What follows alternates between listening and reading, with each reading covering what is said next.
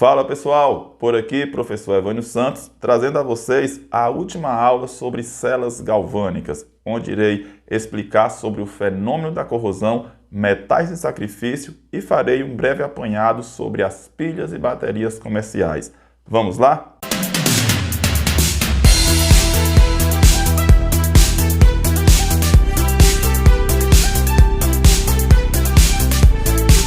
O fenômeno da corrosão. Pessoal, a corrosão metálica é a oxidação não desejada dos metais. Ela diminui a vida útil de materiais de aço, por exemplo, como pontes e automóveis. E a substituição do material corroído acarreta grande gasto de dinheiro em todo o mundo. A corrosão é um processo eletroquímico. E a série eletroquímica nos dá uma indicação do porquê a corrosão ocorre e como preveni-la. Basicamente, a corrosão ocorre em presença de água com oxigênio dissolvido ou ar úmido. Imagine a oxidação do ferro. Observe a imagem e veja bem um pedaço de ferro com uma pequena gota d'água em contato com ele. Essa gota d'água contém água com oxigênio dissolvido. Também, fora dessa gota, tem o ar úmido. Esse oxigênio vai oxidar o ferro.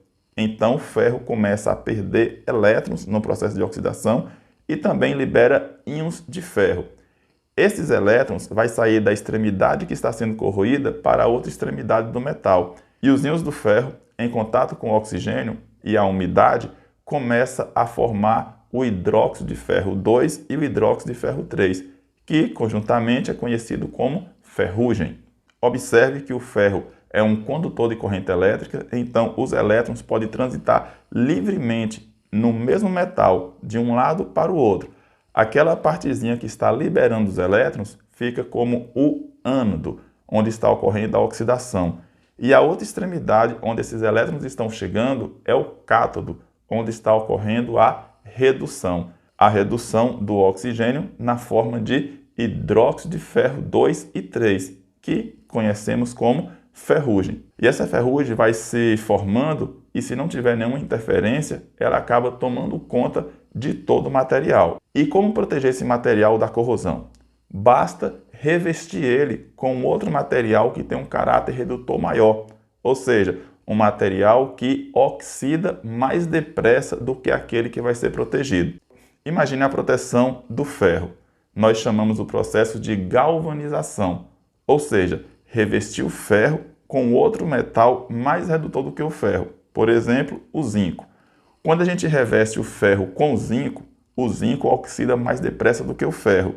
Então, na presença de umidade, ao invés do ferro ceder os elétrons, quem vai ceder é o zinco.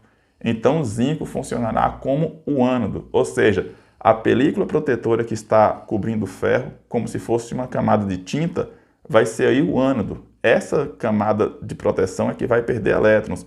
E o ferro, ao invés de perder elétrons, ele faz é receber esses elétrons. Então o ferro vai reduzindo. Os íons de ferro que tiver por ali vão reduzindo na forma metálica, do ferro metálico. Então, enquanto tiver esse revestimento de zinco, nós temos aí o ferro protegido. Ao invés do ferro perder elétrons, ele faz é ganhar. E se ele ganha elétrons, ele não oxida, tá? Então, esse processo é chamado de galvanização e o ferro protegido é conhecido como ferro galvanizado. Se a gente quiser proteger outro metal diferente do ferro, basta revestir ele com outro metal que tem um caráter redutor maior que ele.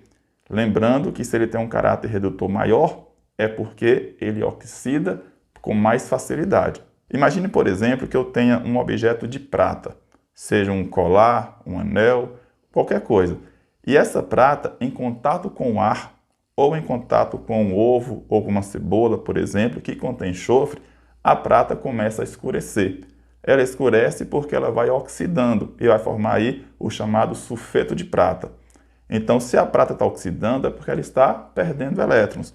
Então, como resolver o problema do escurecimento da prata?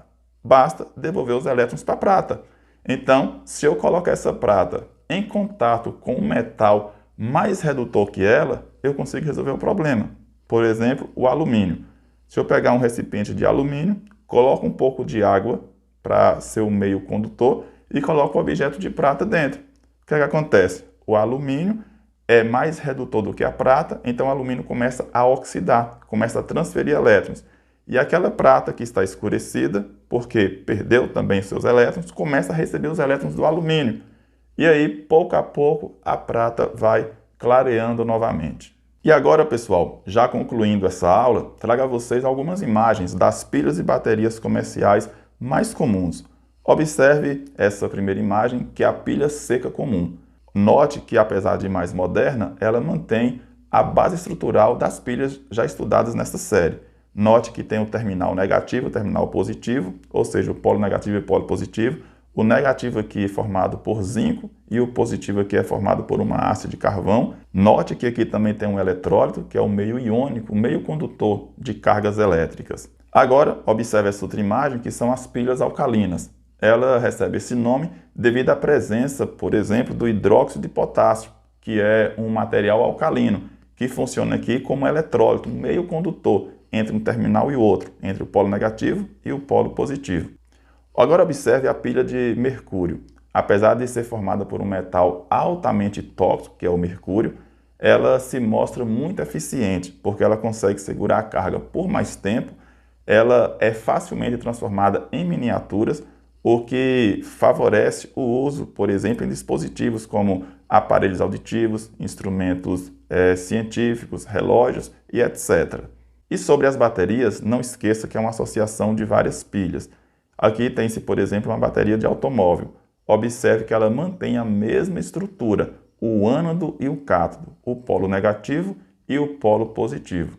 Pessoal, vou ficando por aqui. Espero que tenham entendido a explicação. Mas caso tenha ficado qualquer dúvida, deixe nos comentários. E não se esqueça, na descrição do vídeo tem um exercício, faça e na próxima aula traga correção para vocês.